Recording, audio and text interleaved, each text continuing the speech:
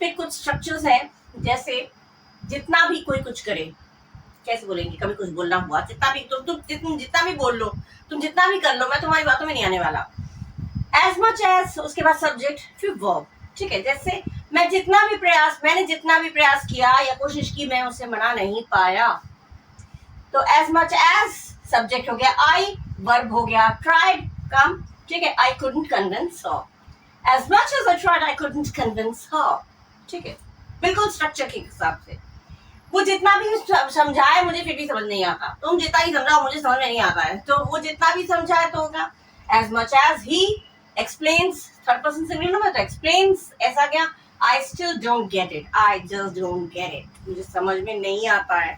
ठीक है, बिल्कुल स्ट्रक्चर की अकॉर्डिंग है। ठीक है, तुम जितना भी बोल लो, मैं तुम्हारे साथ नहीं आऊंगा। एज मच एज यू से I'll not come with you, I'll not come along with you। ठीक है, go along with you, इस तरह से कोई भी सेंटेंस फ्रेम कर सकते हैं। नेक्स्ट है subject plus occasionally plus verb, फिर अदर वर्ड्स। अकेजनली माने कभी कभी।